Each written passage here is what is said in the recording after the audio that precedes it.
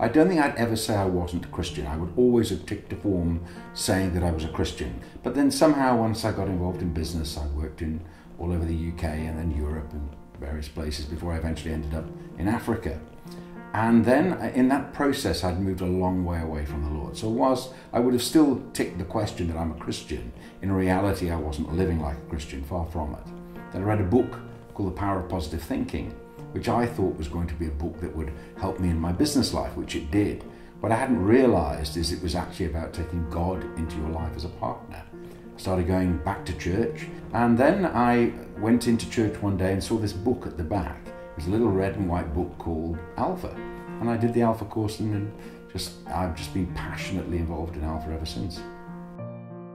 My brother, who was 2 years older than I, been suffering with cancer, and I got that terrible phone call to say, come to Australia, you better come now if you want to see me again, because they've told me I'm not going to make it. So I got in a plane, and I'd only completed the Alpha course about a month before. So I arrived there, and my brother was in intensive care in the hospital in Melbourne. Something kept telling me I needed to talk to him, but I kind of made this deal with myself that I actually said to him, let's chat about it tomorrow. So I then went back, and I got back to his house, and 1 o'clock in the morning got a phone call to say that he'd gone into a coma. Came back to the hospital, and of course he never came out of the coma. So I never had the opportunity to tell him.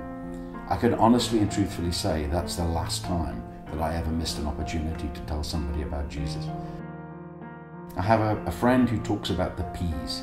He says everybody in the kingdom is either a prayer, praying people into the kingdom, or they're a player, or they're payers. Well, as a business person, the reality is I'm probably more of a payer than a player or a prayer. It doesn't mean I can't play or pray, but my role is God's given me the gift of being able to be successful in business, and therefore what I can do is sow that back into the kingdom and see returns which are way above any return in any other investment I could make anywhere else. In Africa, we have so much need.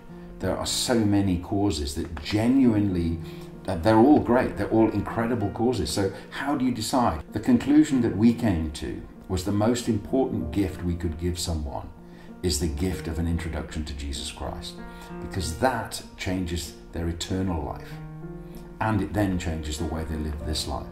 Jesus Christ uses Alpha to transform lives, and I can't think of a better way to invest your time, your prayers, or your money than to invest in Alpha.